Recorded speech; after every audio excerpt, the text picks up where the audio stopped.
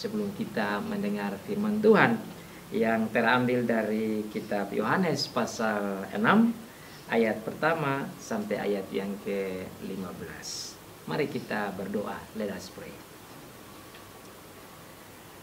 Bapa Surgawi yang Maha Pengasih dan Maha Penyayang, kami berterima kasih kami boleh memasuki bulan yang baru, bulan Desember di tahun 2023. Terima kasih untuk hari yang baru, minggu yang baru, bulan yang baru.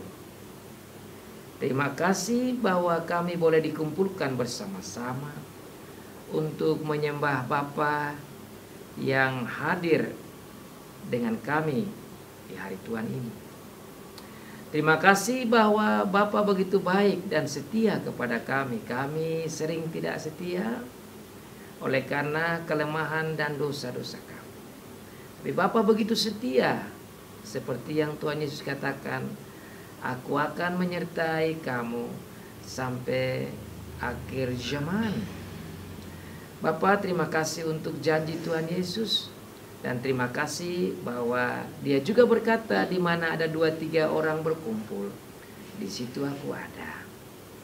Bapa, terima kasih untuk janji kehadiran Bapa, bahwa kami menyembah Bapa Allah yang hidup, yang senantiasa bersama hadir dengan kami. Sekarang Bapa, kami ingin mendengar pengajaran firman Tuhan, pengkhotbahan firman Tuhan juga. Kami mohon supaya Tuhan menolong kami agar kami memahaminya dan kami mampu menerapkannya itu di dalam hidup kami, dan mampu juga untuk bagikan firman Tuhan dan hiburan serta kekuatannya, berkatnya bagi orang-orang yang lain. Kami berdoa untuk hamba-hamba Tuhan di mana saja mereka berada, yang pada hari ini juga mewartakan dan memproklamirkan dan mengajarkan firman Tuhan. Kami mohon Tuhan berkati mereka, pengajaran pagi, siang, sore sampai malam hari. Mohon Bapa berkati akan setiap kata-kata, kalimat, konsep pengajaran surgawi yang disampaikan, agar itu disampaikan sesuai dengan maksud hati Bapa, dan umat Tuhan dibangun, dihiburkan, dan dikuatkan. Bapa surgawi, terima kasih banyak untuk itu. Berfirmanlah kepada kami semua, sebab kami sudah siap mendengarnya. Dalam nama Tuhan kami Yesus Kristus, Juru Selamat kami yang satu-satunya itu, Kepala Gereja kami, Penebus bahkan Pencipta kami, kami berdoa kepada Bapa di surga. Amin. Bacaan firman diambil dari Yohanes pasal 6, lanjutan dari khotbah seri kita. Yohanes pasal 6 ayat 1 sampai dengan ayat yang ke-15. John chapter 6 verse 1 to verse 15. Here is the word of God. Demikianlah bunyi firman Tuhan. Sesudah itu Yesus berangkat ke seberang danau Galilea, yaitu danau Tiberias. Orang banyak berbondong-bondong mengikuti Dia, karena mereka melihat mujizat-mujizat penyembuhan yang diadakannya terhadap orang-orang sakit. Dan Yesus naik ke gunung dan duduk di situ dengan murid-muridnya. Dan pasca hari raya orang Yahudi sudah dekat. Ketika Yesus memandang sekelilingnya dan melihat bahwa orang banyak berbondong-bondong datang kepadanya, berkatalah Ia kepada Filipus, "Di manakah kita akan membeli roti supaya mereka ini dapat makan?" Hal itu dikatakannya untuk mencobai dia, sebab ia sendiri tahu apa yang hendak dilakukannya. Jawab Filipus kepadanya, roti seharga 200 dinar tidak akan cukup untuk mereka ini, sekalipun masing-masing mendapat sepotong kecil saja. Seorang dari murid-muridnya, yaitu Andreas, saudara Simon Petrus, berkata kepadanya, di sini ada seorang anak yang mempunyai 5 roti jelai dan 2 ikan. Tetapi apakah artinya itu untuk orang sebanyak ini? Kata Yesus, suruhlah orang-orang itu duduk. Adapun di tempat itu banyak rumput. Maka duduklah orang-orang itu, kira-kira 5.000 laki-laki banyaknya. Lalu Yesus mengambil roti itu, mengucap syukur dan membagi-bagikannya kepada mereka yang duduk di situ. Demikian juga dibuatnya dengan ikan-ikan itu sebanyak yang mereka kehendaki.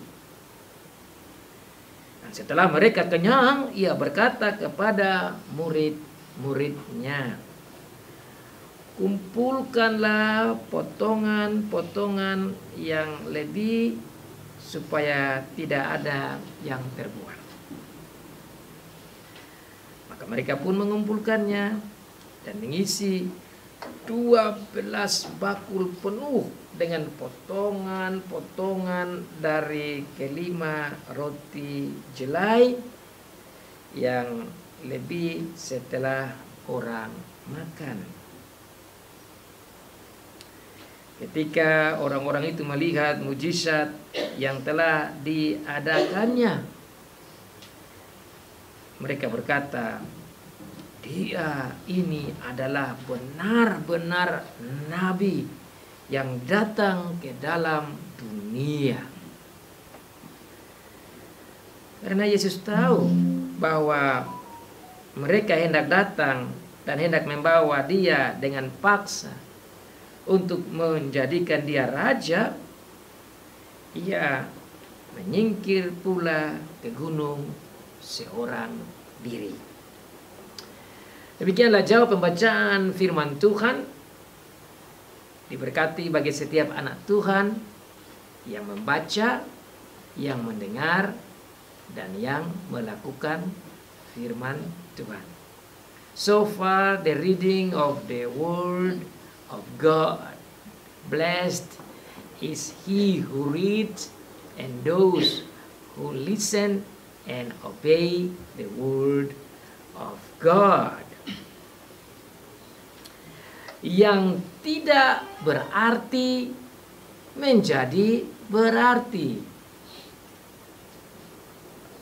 Ayat ini, tema ini saya ambil dari ayat yang tertulis dalam ayat 9. Tatkala saudara dari Petrus yang namanya Andreas menyampaikan ke Tuhan Yesus, kalau ada 5 roti jelai dan 2 ekor ikan.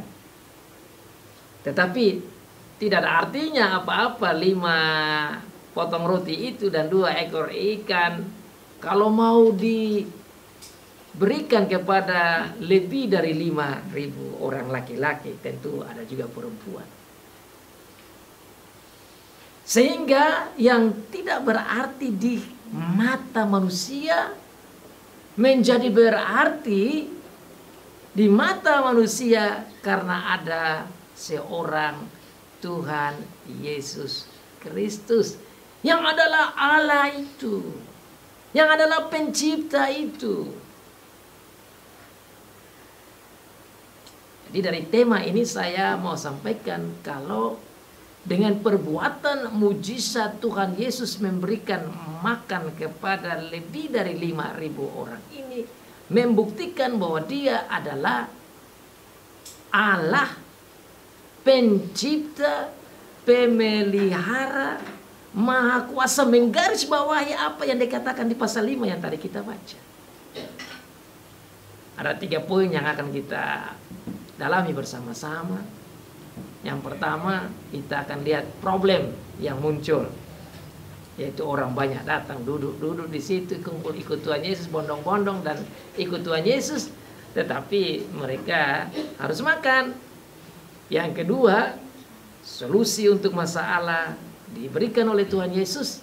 Dan yang ketiga, kita lihat yang tidak ada arti itu menjadi berarti karena Sang Pencipta ada di situ dan menunjukkan bahwa Dia berkuasa. Mari kita lihat ke konteksnya untuk melihat poin per poin yang tadi saya sampaikan. So you see this, those 5 bread and 2 little fish are not useful, are nothing in the eyes of men, but in the eyes of the Lord it becomes amazing miracles, emphasizing that Jesus is God. He is the creator and provider. Let's see the theme and then the point. You see the problems, the solution, and so God, our Lord Jesus Christ, proved that He is God. And so more than 12 packets are actually in there with the full of bread. Ayat pertama dikatakan sesudah itu Yesus berangkat ke seberang danau Galilea, yaitu danau Tiberias. Kata sesudah itu menunjukkan bahwa setelah cerita kesaksian yang disampaikan oleh Yohanes di pasal-pasal sebelum. Nah, di pasal-pasal sebelum tadi kita sudah baca konteksnya, yaitu tatkala dia pergi ke Yerusalem untuk merayakan akan hari Paskah. Tentu dia berjalan dari Galilea ke Yerusalem. Sudah pernah dengar apa yang saya sampaikan, bahwa itu perjalanannya jauh, sangat jauh, hampir 190-an kilo, bisa 200 kilometer. Dan saya pernah umpamakan kalau kita di Malang ya bisa sampai ke Surabaya sana, bisa lebih perjalanannya. Jadi Tuhan Yesus berjalan kaki dari tempat dia lahir itu menuju ke Yerusalem, dan di sana dari Bait Allah lewat sebuah pintu gerbang dia pergi ke tempat kolam yang namanya kolam Bethesda, dan masih ingat dia buat mujizat di situ pada hari Sabat. Dan akibat perbuatan mujizat yang dia buat, orang yang timpang itu berjalan, dan dia berjalan dari tempat itu ke rumahnya atau ke Bait Allah, dan orang-orang melihat dia jalan pada hari Sabat, itu jadi masalah. Dan akibatnya itu mereka mau membunuh dia. Tetapi di dalam mau membunuh dia, dia berani menyatakan kesaksian bahwa dia adalah Allah. Tadi kita baca bersama-sama. Sebagai Allah dia bilang dia dihormati. Sebagai Allah dia adalah hakim. Sebagai Allah dia kerja seperti Bapa kerjakan. Sebagai Allah dia punya hidup. Sebagai Allah dia bisa bangkitkan orang mati. Sebagai Allah dia adalah penyelamat. Sebagai Allah dia sudah disaksikan oleh Yohanes bahwa dia adalah Allah. Dia juga sebagai Allah disaksikan oleh perbuatan-perbuatan ajaib yang dia buat. Bapa juga bersaksi bahwa dia adalah Allah karena Bapa mengutus dia. Bahkan Musa juga di dalam perjanjian lama sudah berbicara bahwa dialah adalah Mesias Allah. Itu yang datang menjadi manusia. Hal ini telah kita belajar beberapa waktu yang lalu. Yang mana menunjukkan bahwa dia adalah Allah yang sejati, yang datang menjadi manusia, seperti Yohanes pasal 1 ayat 14 katakan. Firman firman telah menjadi manusia. Pada mulanya adalah firman. Firman itu bersama dengan Allah, dan firman itu adalah Allah. Itulah Tuhan Yesus. Dia adalah Allah. Dia bersama dengan Allah. Dia adalah pencipta di ayat yang ketiga. Dia adalah terang. Dia adalah hidup. Dan dia yang adalah Allah itu datang menjadi manusia. Itu dijelaskan dari Yohanes pasal 1, Yohanes pasal 2, Yohanes pasal 3, Yohanes pasal 4, Yohanes pasal 5 tadi kita baca bersama-sama dalam konteksnya. Dan sekarang dalam Yohanes pasal 6, Yohanes Rasul menjelaskan lebih dalam lagi tentang perbuatan ajaib yang Tuhan Yesus buat untuk menggarisbawahi lagi bahwa dia adalah Allah yang sejati dan benar. So this miracle that happened in this text and context emphasizes that our Lord Jesus Christ is a true God. Jadi saudara, kitab Yohanes ini penuh dengan kesaksian-kesaksian yang menggarisbawahi bahwa Tuhan kita Yesus Kristus itu memang adalah Allah yang benar dan Allah yang sejati. Mujizat ini adalah, kalau kita baca baik-baik di dalam pasal 1 sampai pasal 6, ini adalah mujizat yang keempat yang dicatat oleh Yohanes. Pasti masih ingat yang pertama, air menjadi anggur ya. Ya, berubah air menjadi anggur. Kemudian yang kedua, dia berjalan dari Yerusalem lagi menuju ke tempatnya, dan di Samaria. Kemudian sudah mau dekat, ada orang dari Kapernaum itu punya anak yang sakit. Kemudian Tuhan Yesus sembuhkan. Kemudian yang kita dengar bersama-sama mujizat, dia sembuhkan orang yang lumpuh itu beberapa minggu yang lalu. Nah sekarang terjadi lagi mujizat yang lain. Ini mujizat ini sebenarnya dicatat 4, tapi kalau kita baca Bapak di konteks, ada lebih dari 4 yang Tuhan Yesus buat. Ada banyak sekali. Coba kita lihat di sana. Mereka mengikuti, mereka berbondong-bondong, ayat 2. Orang-orang begitu banyak, ribuan. Ini kalau omong ribuan ini, kalau di sini dikatakan kira-kira 5.000 laki-laki. Itu orang-orang Yahudi biasa, mereka itu kumpul saja laki-laki. Seperti kita di sini, kalau kita hitung laki-laki, ya 1, 2, 3, 4, 5. Kalau kita bilang ada, taruhlah 30 laki-laki, kita hitung perempuannya mungkin bisa sama juga. Jadi kalau kita omong misalnya ada 5.000 laki-laki, biasanya ada 5.000 perempuan di situ. Belum lagi anak-anak, karena dikatakan di sini ada anak yang bawa roti dan ikan. Ya kan? Belum lagi pemuda-pemudi. Jadi kalau kita mau kasar-kasar estimasi menafsir jumlah 5.000 laki-laki itu ditambah perempuan dan anak-anak dan anak pemuda-pemudi, saya pikir kira-kira bisa 20 ribuan orang itu. Kalau kita ambil kasar-kasar saja, karena kalau 5.000 laki-laki, 5.000 perempuan, tambah anak-anak lagi, tambah pemuda-pemudi, ya bisa taruhlah 15 sampai 20 ribu orang itu ada di situ yang datang berbondong-bondong mengikuti dia. Kenapa mereka berbondong-bondong mengikuti Tuhan Yesus? Karena mereka melihat mujizat-mujizat yang Tuhan Yesus buat. Jadi saudara-saudara, kalau kita baca seperti begini, kita harus bisa bayangkan Tuhan Yesus ini pengaruh besar sekali. Kalau hanya 50 orang pergi saja kita sudah bilang pikir banyak. Kalau 100 orang saja kita pikir sudah banyak. Kalau 500 orang juga kita bilang banyak. Kalau 1.000 orang kita bilang banyak, ya kan? Tapi kalau bilang 5.000 laki-laki saja, tambah lagi perempuan, tambah lagi anak-anak, tambah lagi pemuda dan pemudi, saudara bayangkan, ini powerful sekali.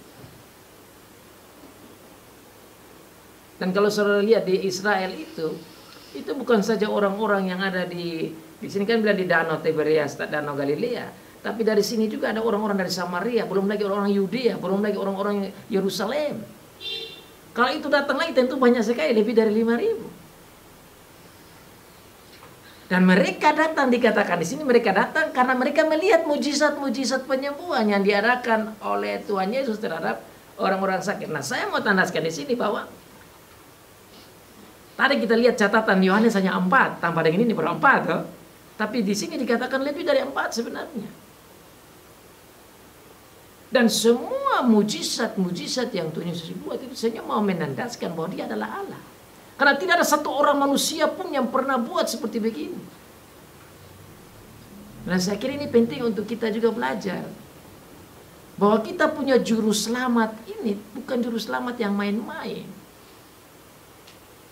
Karena kita punya juru selamat yang sudah Allah, mau datang menjadi manusia, mau mengajar kepada kita tentang rahasia-rahasia surgawi yang dia tahu. Sehingga dalam Yohanes 1 ayat 18, tidak ada orang satu pun yang tahu tentang Bapa kecuali dia yang dulu di atas pangku Bapa itu. Dia yang dekat dengan Bapa, dia yang lihat Bapa. Tadi dikatakan, kamu tidak lihat Bapa, saya yang lihat Bapa, saya yang tahu. Dia ini yang datang kasih tahu tentang rahasia-rahasia Bapa itu. Rahasia hikmatnya, kasihnya, kuasanya, kerjanya, kemuliaannya, kehebatannya, keperkasaannya, rencananya. Makanya kalau saudara lihat dalam kitab Wahyu pasal yang keempat, 5 dan 6 dikatakan, yang tahu rahasia dan yang bisa buka rahasia itu hanya dia saja, Tuhan Yesus Kristus. Dan kita bersyukur kita punya juru selamat yang begini. Dan kita harus pegang baik-baik karena dah zaman sekarang iman kepada Tuhan Yesus itu ditantang.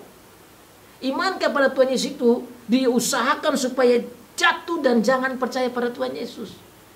Kalau mau percaya dia sebagai manusia saja, jangan sebagai Allah. Dan ini datang hampir setiap detik, datang hampir setiap saat dengan orang-orang yang memang belum melihat Tuhan Yesus sebagai Allah. Dan kita harus belajar begini supaya kita punya kemampuan untuk mempertahankan, menyampaikan, menyebarkan bahwa kita punya juru selamat yang super duper luar biasa, yang adalah Allah sejati yang datang menjadi manusia untuk menyampaikan berita-berita sukacita dan menunjukkan bahwa dia adalah Allah yang benar dan sejati. Termasuk mujizat yang kita belajar pada saat ini. Orang-orang yang datang ke Tuhan Yesus pada waktu itu begitu banyak itu, mereka datang tapi mereka hanya lihat mujizatnya saja. Sehingga Tuhan Yesus harus mengajar kepada mereka, kamu datang tapi kamu tidak percaya saya nih. Oh, ini saya sudah datang dengan begini banyak mujizat, masa kamu tidak lihat saya ini adalah Mesias itu? Dalam konteksnya kan begitu. Saya sudah buat begini banyak mujizat. Saya sudah menyampaikan berita tentang Allah. Makanya sebelum dia bilang saya ini, Bapa dihormati, saya juga dihormati. Artinya dia bilang saya Allah. Dia mau supaya mereka percaya dia sebagai Allah itu. Tapi ini kan bicara dengan orang-orang Yahudi, pemimpin-pemimpin Yahudi, ahli-ahli Taurat. Orang-orang yang datang juga dari pimpinan politis Israel waktu itu. Para judikatif. Orang-orang yang berhubungan dengan hukum ada di situ. Ahli hukum, ahli politik, ahli pembuat peraturan dari legislatif. Ada semua di situ. Dan di situ Tuhan Yesus mau membuka mata mereka seperti dia mau berkhotbah dan mengajar agar mereka bertobat dan terima dia sebagai Allah yang datang sebagai manusia, sebagai Mesias yang dijanjikan, sebagai anak tunggal Allah. Itu tujuannya. Tapi dalam konteks ayat 2 masih dikatakan bahwa mereka masih lihat dia sebagai pembuat mujizat. Bahkan dikatakan di dalam ayat terakhir sebelum ayat 15 itu, orang-orang melihat mujizat yang telah diadakannya, mereka berkata dia ini adalah benar-benar nabi. Jadi mereka melihat Tuhan Yesus sebagai nabi saja. Dia benar-benar nabi yang akan datang ke dalam dunia. Seharusnya mereka punya mata tuh terbuka bahwa nabi ini adalah nabi yang spesial. Bukan nabi yang harus menjadi raja dunia, tapi dia adalah memang raja di raja secara spiritual. Akibat misunderstanding, misconception, maka mereka mau membuat dia jadi raja Israel. Itu dalam ayat yang ke-15 ketika Yesus tahu bahwa mereka hendak datang dan hendak membawa dia secara paksa untuk menjadikan dia raja, ia menyingkir pula ke gunung seorang diri. Karena tujuan dia datang itu bukan menjadi raja politis, bukan menjadi raja Israel secara dunia. Mereka mengharap agar Tuhan Yesus bisa menjadi raja dunia mereka, supaya dengan mujizat ini mereka bisa menang atas si penjajah Romawi itu. Pola pikirnya begitu. Padahalnya bukan. Makanya Tuhan bilang, kamu nih baca Alkitab kok tidak mengerti. Kamu baca dari kitab Musa yang omong tentang saya kok tidak mengerti. Why cannot you understand? Kenapa kok tidak bisa mengerti? Baca-baca firman terus kok tidak ngerti. Yohanes juga sudah datang kasih kesaksian tentang saya bahwa saya adalah Allah. Kok tidak mau terima? Bahkan kamu pergi lagi untuk menyusahkan dia. Saya sekarang sudah buat mujizat begini banyak kok. Belum juga menerima saya sebagai Allah. Sebagai Mesias itu. Jadi saudara, kita lihat ini adalah semacam struggle of our Lord Jesus Christ to help the people. Ada satu perjuangan dari Tuhan Yesus untuk menolong orang-orang ini untuk bertobat dan menerima dia sebagai juru selamat. Bersama dengan kesaksian Yohanes. Bersama dengan dia punya diri sendiri. Bersama dengan perbuatan-perbuatan ajaib itu. Jadi sebenarnya kita belajar tentang mujizat di Tuhan Yesus memberi makan lebih dari 5. Saya bilang lebih dari 5.000 orang karena tambah perempuan dan anak-anak dan beberapa pemuda. Ini hanya mau garis bawahi bahwa dia adalah Allah yang sejati. Dan saudara-saudara, kita belajar khotbah seri ini, kita akan temukan ulang menggaris bawahi bahwa dia adalah Allah sejati. Dan ini penting saudara-saudara. Karena memang kealahan Tuhan Yesus lagi ditolak pada zaman itu sampai kita saat ini. Nah, kita yang mendengar pengajaran ini kita harus pegang baik-baik supaya kita kuat kembali kepada firman bahwa ini bukti nyata. Dia adalah Allah yang sejati. Dan dia datang membuktikan kealahannya yang sejati itu dengan membiarkan orang-orang datang berbondong-bondong ikut dia. Dan dia naik ke bukit. Dan dia mau membuka pikiran mereka, termasuk juga murid-muridnya. Lihat di sana, Tuhan Yesus mengizinkan this problem comes out. He let these problems comes out in order to show His power, in order to emphasize that He is a true, real, right God. Dia hanya mau kasih, biarkan ini terjadi supaya murid-muridnya juga mengerti. Lihat, dia mulai mengarah pada satu muridnya namanya Filipus. Kita lihat di sana. Dan Yesus naik ke gunung dan duduk di situ dengan murid-muridnya. Ayat 3, 4. Dan pasca hari raya orang Yahudi sudah dekat. Ayat yang kelima. Ketika Yesus memandang sekelilingnya dan melihat bahwa banyak orang berbondong-bondong datang kepadanya, berkatalah ia kepada Filipus, di manakah kita akan memberi roti supaya mereka ini dapat makan? Jadi bukan saja Tuhan Yesus menolong ribuan orang pada waktu itu untuk melihat bahwa dia adalah Allah dan percaya bahwa dia adalah Allah dan menerima bahwa dia adalah Mesias yang dijanjikan, tapi juga kepada murid-muridnya supaya mereka yang akan menjadi saksinya ini melihat itu, percaya itu, dan khotbahkan itu, dan mengajarkan itu, dan proklamirkan itu, dan sampaikan itu dengan berani bahwa memang saya sendiri lihat bahwa dia memang Allah yang sejati itu. Saya lihat ini strategi seorang guru yang luar biasa itu. Yesus memang profesor di atas profesor.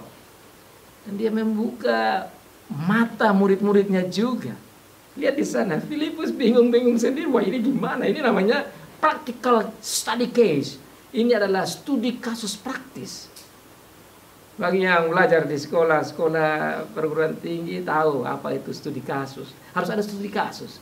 Setelah studi kasus dikasih, harus ada dia punya solution penyelesaiannya. Baru kemudian dia punya conclusion. Atau dia punya kesimpulannya. Nah, Tuhan Yesus ini mengajar murid-muridnya dengan hal yang praktis sekali. Dan langsung dilihat dengan matanya sendiri. Filipus, sekarang udah banyak ini, gimana cara kasih makan? Kita punya tanggung jawab sekarang harus kasih makan orang begini banyak. Dikatakan di sana dia omong begitu kepada Filipus. Bahasa Indonesia diterjemahkan dengan mencoba, tapi bahasa Inggris dibilang testing, artinya menguji. Di penerjemahan menurut saya yang lebih cocok itu menguji. Bukan mencobai tapi menguji, testing, bahasa aslinya arah ke situ. Jadi saya terjemahkan hal itu dikatakannya untuk menguji Filipus. Apa maksud menguji Filipus? Supaya Filipus punya pikiran, mindset, dan kepercayaan itu makin kuat dan makin melihat bahwa guru saya ini bukan sembarang guru. Guru saya, rabi saya yang saya ikut ini bukan saja nabi, bukan saja raja, bukan saja imam, bukan saja juru selamat, bukan saja Mesias. Tapi dia ini adalah Allah yang benar. Itu tujuannya. Kita yang baca saat ini harus melihat begitu. Sehingga bukan saja Filipus punya iman dikuatkan dan ditingkatkan dan ditolong. Bukan saja Andreas dan Petrus dan murid-murid punya iman itu dikuatkan dan dihiburkan dan ditumbuhkan oleh Tuhan Yesus, tapi juga kita dapat berkatnya. Itu begitu maksud kita baca. Oh, kita punya juru selamat ini, wow, wow, wow, wow, luar biasa. Tidak ada satu orang pun yang bisa sama seperti juru selamat kita. Dan tatkala kita hadapi masalah atau apapun, kesulitan apapun yang kita hadapi di bumi ini atau di dunia ini, kita ingat, kita punya juru selamat. Wow, wow, wow. Ini adalah obat stres. Ini adalah obat bagi orang yang penakut. Ini adalah obat bagi orang yang punya dapat masalah. Ini kan masalah timbul. Jadi masalah yang Tuhan Yesus izinkan terjadi, menolong mereka out of problem, psychological problem, emotional problem, mental problem, spiritual problem. Ini masalah Tuhan izinkan. Jadi saudara jangan sampai kita lari dari masalah. Tuhan Yesus izinkan masalah tapi dia tahu kalau masalah datang kita lari, kita tidak bisa lihat the great work of God. Kalau mereka lari dari sini tidak bisa lihat mujizat terjadi. Jadi Tuhan itu kadang-kadang kasih masalah, izinkan masalah itu ada maksud di balik itu. There are some good news. There are some good point, goodwill, ada maksud tujuan dari Tuhan kalau mengizinkan kesulitan terjadi dalam hidup kita. Makanya saya pernah tulis satu artikel, saya sebut di sana, problems can bring double blessings. Masalah bisa bawa berkat berdobel-dobel. Jangan lari dari masalah kalau Tuhan izinkan terjadi. Tidak bisa kita lari kalau dia sudah izinkan. Karena dia mau menguji kita. That is the way how he trains us. Itulah cara Tuhan mentraining kita. Iman kita itu bisa bertumbuh kalau kita diuji. Seperti Filipus ini. Kalau iman tidak diuji, kehidupan tidak dapat ujian, kita tidak bisa bertumbuh lebih dewasa. Jadi jangan lari dari masalah kalau Tuhan izinkan itu terjadi. Masalah itu ada banyak toh. Ada masalah sakit, ada masalah ketakutan, ada masalah khawatir dengan masa depan bagaimana, ada masalah kematian, ada masalah kelaparan, ada masalah uang tidak ada masalah perang, ada masalah banyak yang bisa terjadi. Ada masalah orang gosip-gosip kita, ada masalah orang bikin susah kita, potong hidup kita. Ada masalah kalau yang muda-muda ya masalah jatuh cinta tapi terakhir perempuan lari kasih tinggal atau laki-laki lari kasih tinggal, sakit hati, itu juga bisa jadi macam-macam. Atau orang tua supaya tidak sayang kita, orang tua jadi macam-macam lah terjadi, itu masalah. Dan kalau Tuhan izinkan itu, ayo hadapi itu di dalam dan bersama Tuhan Yesus. Karena dia adalah jawabannya. He is the answer. Bukti sekarang yang kita mau belajar ini. Masalah datang, dia kasih solusi. Tetapi dia bilang dulu, ini masalah datang. Dia omong kepada Filipus. He opens Filipus. This is the problem. How can we solve? Filipus, ini masalah nih. Gimana ya cara selesaikannya? Tapi dikatakan di sana dia bilang dia sudah tahu, ya kan? Hal itu dikatakannya untuk menguji dia sebab dia sendiri tahu apa yang hendak dilakukan. Jadi tatkala Tuhan Yesus mengizinkan hal yang sulit terjadi sebagai the lesson of faith, sebagai pelajaran iman, Dia sudah tahu apa solusinya. Nah, kita harus minta kepada Tuhan, Tuhan, tolong saya supaya saya bisa melihat apa yang akan Tuhan buat bagi saya. Sehingga kita juga bisa melihat solusi sebelum solusi itu terjadi. We should see the solution before the solution comes out. Harusnya Filipus lihat dengan kacamata rohani bahwa Tuhan saya ini dia bisa. Tapi ini Filipus ini masih pakai logika gitu. Ini masalahnya. Kalau kita dapat masalah itu kita selalu melihat secara logika. Kenapa ya? Kenapa ya? Kenapa ya? Sampai keringat-keringat keluar. Sampai stres. Sampai menangis-nangis. Sampai tidak bisa tidur. Sampai tidak bisa makan. Sampai ngomel-ngomel. Sampai marah-marah. Bisa marah Tuhan juga. Lihat ini Tuhan Yesus kasih di Filipus. Filipus pasti keringat halus itu. 5.000 orang gimana? Dari Filipus pengaruh lagi kepada teman-teman yang lain, yaitu Andreas. Terus Andreas datang, dia bilang, ada di sini anak kecil satu, saya lihat dia ada pegang roti 5. Ikannya ada di situ 2 ekor. Mereka masih mau mencari solusi secara logika. Ya, tidak apa-apa Tuhan kasih kita logika itu untuk berpikir. Tetapi logika tidak bisa berjalan tanpa kepercayaan. Iman adalah pengetahuan yang jelas tentang siapa Tuhan dan kepercayaan yang pasti. Itu ada 2 hal. Tidak bisa tahu saja tanpa percaya. Mereka harus tahu bahwa dia adalah Allah.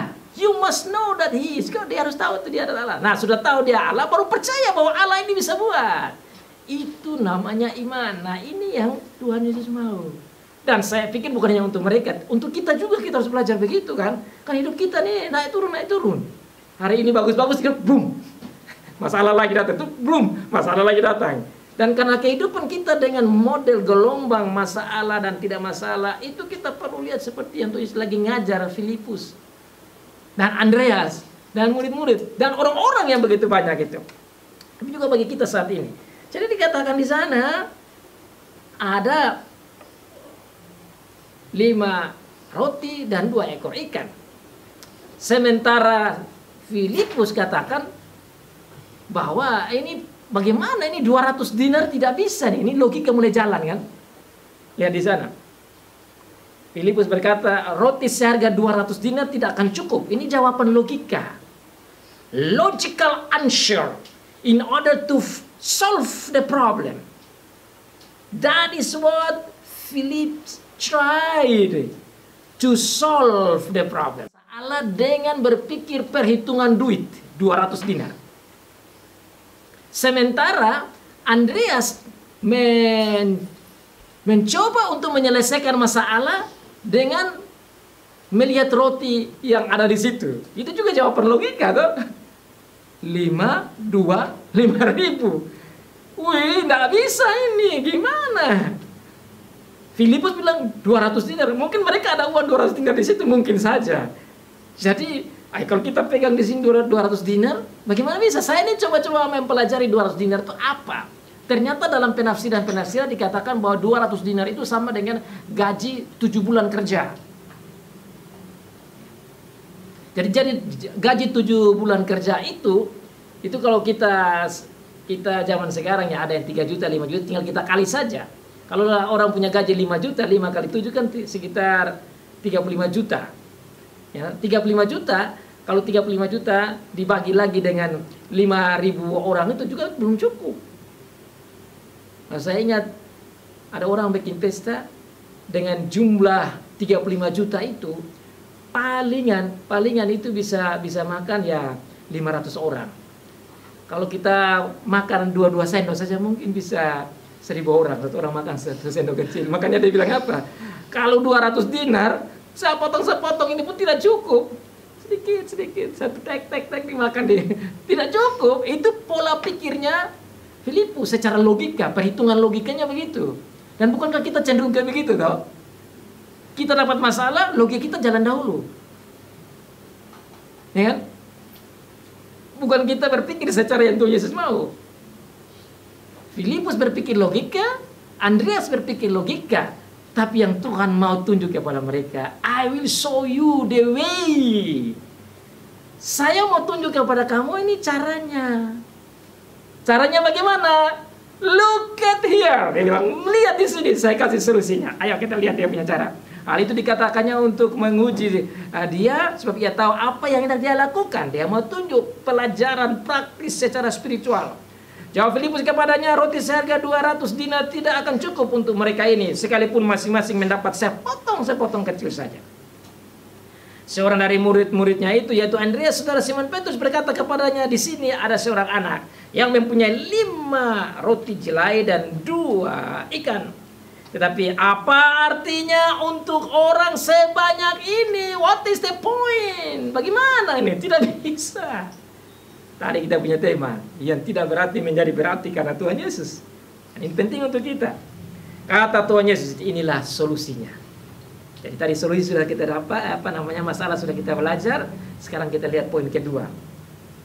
How did Jesus solve the problem? Bagaimana Tuhan Yesus menyelesaikan masalah itu? Dan kita boleh belajar dalam hidup kita. Yesus mulai katakan ayat 10. Suruh mereka semua duduk. Let them all sit down there. I will show you the way. Saya tunjuk kepada kamu solusinya. Sama dengan Tuhan bilang, tenang. Suruh mereka duduk saja.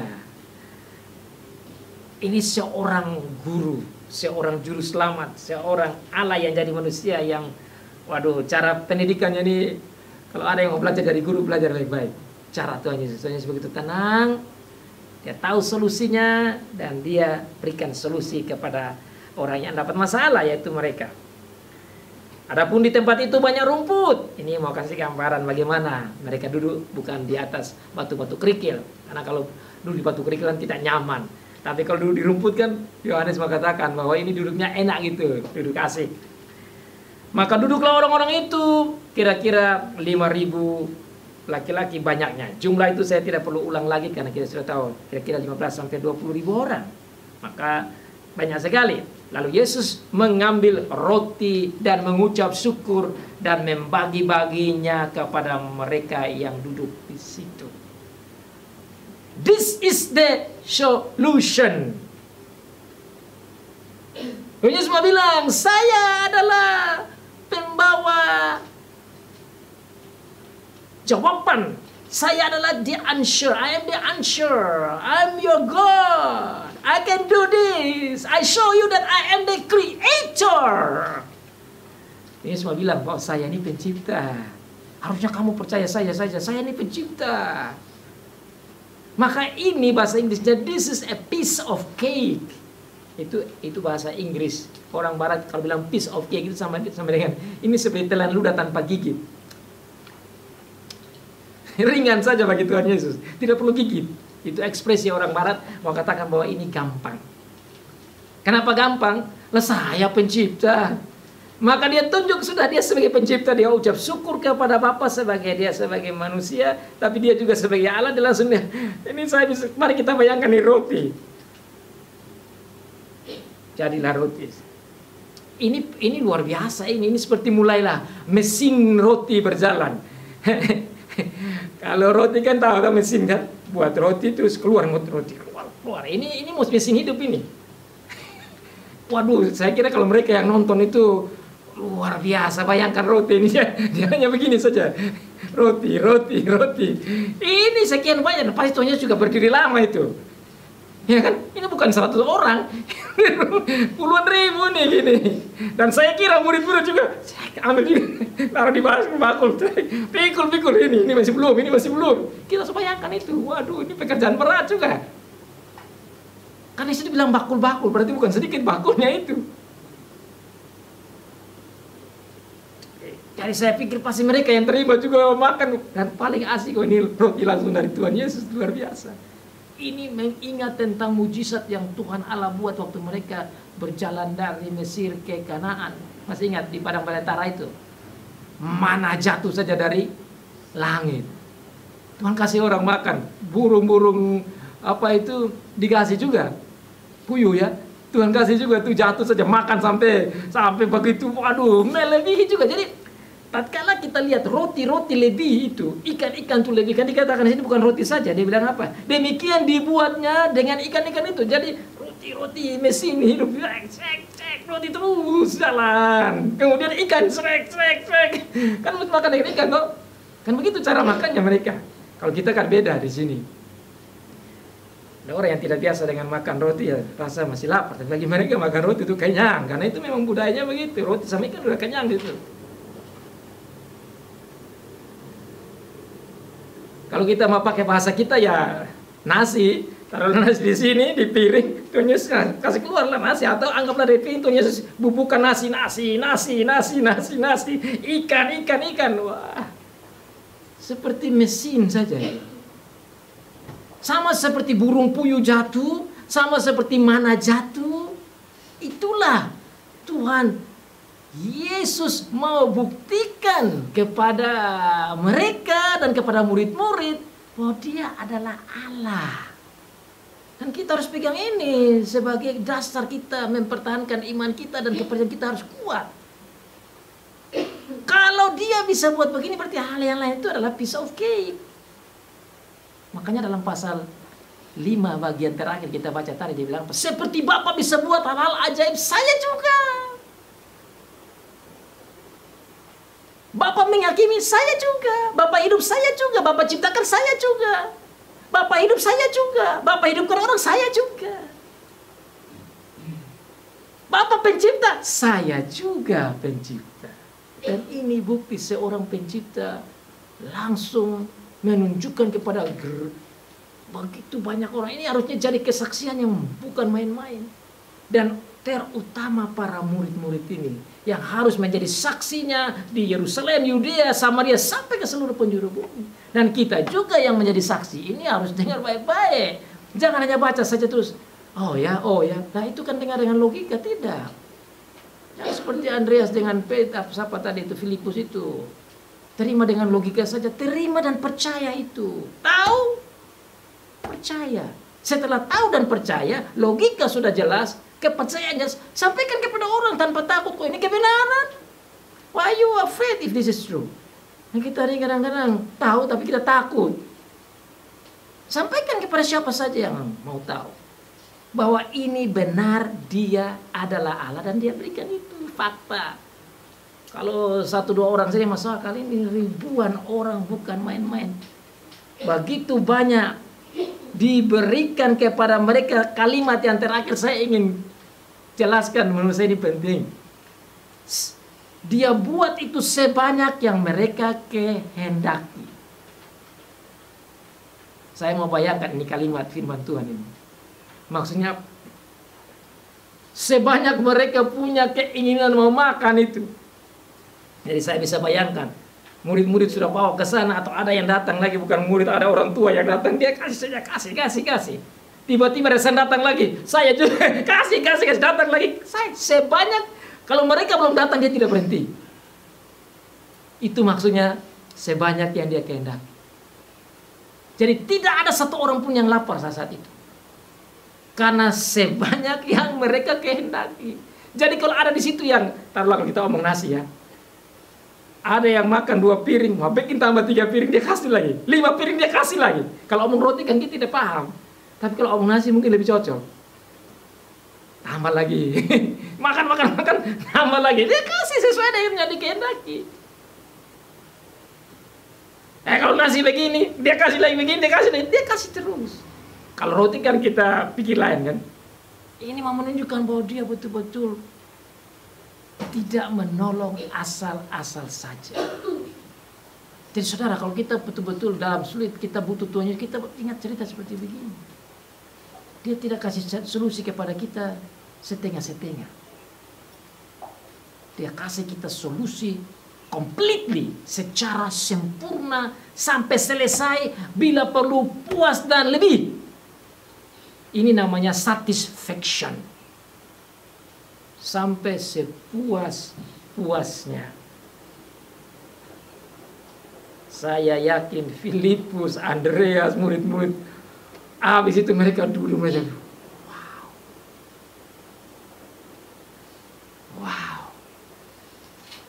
Mereka harusnya lebih daripada orang-orang. Sudah lihat di sini setelah itu terjadi itu, ketika orang-orang itu melihat mujizat yang telah diadakannya, mereka berkata, dialah ini adalah benar-benar nabi. Belum katakan dia adalah benar-benar Allah. Tapi mata mereka melihat dengan sendiri Mesia ini hidup. Mereka surprise secara logika. Yang dibutuhkan sekarang yaitu mereka harus menerima dia sebagai Allah Mesias yang dijanjikan. Itu belum sampai. Karena di sini dikatakan mereka mau angkat dia jadi raja untuk mereka secara politis. Tapi tujuan Tuhan Yesus agar supaya mereka percaya dia sebagai Allah yang benar dan sejati, sang pencipta, sang penyelamat, sang penyembuh, sang hakim yang sudah dibicarakan di pasal 5 tadi yang kita baca itu. Pasal 5 itu adalah garis besar yang menyatakan siapa dia. Maka dikatakan di sana Tuhan Yesus memberikan kesaksian tentang dirinya sendiri. Bahwa kalau saya kerjakan di hari Sabat, you don't have to be worried about it because I'm God. Kalau saya menyembuhkan orang ini, you don't have to worry about that because I'm God. If you have problem, you don't worry, I'm God. 5.000 orang datang lapar, I'm God. Dan juga kepada kita saat ini, solusi kepada masalah. Masalah datang, solusi diberikan, dan yang tidak berarti menjadi berarti karena ada di tangan sang pencipta yang adalah Allah itu. Saudara, saya harap kita semua belajar. Let us learn and believe. Learn with your logic and mindset and believe together in your faith that our Lord Jesus is true God. He is the answer. He can give solution. He can give comfort and strength to each of us in our life. Marilah kita belajar dari kesaksian Yohanes, di mana Tuhan Yesus memberikan makan 5.000 orang, bahkan lebih dari 5.000 orang ini. Supaya kita jangan saja tahu bahwa dia yang membuat mujizat itu, bahwa dia luar biasa, tapi selain kita tahu, kita percaya. Tuhan Yesus bilang, kalau kamu punya iman sebesar biji sesawi, bisa pindah gunung ke laut. Ini maksud kita khotbah, kita ajar firman. Supaya orang melihat Tuhan Yesus itu Allah itu saja. Jangan melihat pendetanya. Pendeta bukan Allah. Pendeta alat saja. Penginjil alat saja. Guru alat saja. Orang tua alat saja. Semua pengajaran harus kembali kepada Tuhan Yesus. Supaya orang yang dengar apa yang kita ajar percaya bahwa Tuhan Yesus itu Allah betul-betul. Percaya bahwa dia adalah sustainer. Dia adalah penyelamat, penyiap, provider. Percaya bahwa dia bisa kasih kita jawaban pada masalah-masalah kita dan masalah orang tua kita dan lain sebagainya. Percaya bahwa dia itu memang betul-betul luar biasa. Dan sehingga tatkala kita baca dia bilang I am with you. Kalau dia bilang aku menyertai kamu, harusnya kita bangga. Oh yes, I have an Immanuel God who is powerful. Sehingga kalau kita di rantauan, kita di sekolah, kita di universitas, kita di mana saja menghadapi singa sebesar apapun, raksasa sebesar apapun, kita berani maju. Kenapa? Karena kita punya juru selamat yang bilang I am with you. Aku menyertai kamu. Sehingga saudara kita lihat dalam Matius pasal 28 ayat yang terakhir dia bilang aku menyertai kamu. Itu dia hanya bilang kamu kan sudah lihat saya punya hebat. Kamu kan sudah lihat saya punya perbuatan-perbuatan ajaib. Kamu kan sudah dengar saya ini yang luar biasa nih bersamamu. Nah, itu katakan luar biasa. Marilah kita dengar firman begini, kita menjadi terhibur, menjadi dikuatkan, dan menjadi laskar Kristus yang berani. Jangan menjadi, kalau orang Kupang bilang, mamalek. Itu artinya seperti pohon yang tidak disiram sama sekali, sudah layu dan sebentar lagi mati. Kalau bahasa saya yang lebih sederhana, jangan seperti anjing sakit. Kita bisa lari lagi. Tapi ayo kita seperti orang yang betul-betul confident menghadapi segala macam tantangan itu. Apalagi ini kan akhir bulan toh. Sebentar lagi kita hadapi tahun yang baru yang kita sendiri tidak ngerti apa yang akan terjadi. Tapi kalau kita dengar firman seperti begini, mari kita rayakan Natal yang akan kita rayakan dengan confidence. Yang lahir yang kita rayakan ini memang Allah yang luar biasa. Yang kita mau rayakan dan memperingati kelahirannya ini, memang dia adalah super duper maha kuasa. Memang dia juru selamat, memang dia Allah, memang dia pencipta, memang dia pemelihara, memang dia ada bersama dengan saya. Itu tujuannya kita rayakan Natal. Arahnya ke situ, bukan, duh baju saya gimana ya, rumah saya gimana ya. Itu kan pola-pola pemahaman rayakan Natal yang out of the biblical foundation, di luar dasar Alkitab. Ini karena kita sudah Desember, jadi saya arah ke situ. Mari kita menolong diri kita merayakan Natal seperti yang kita belajar hari ini.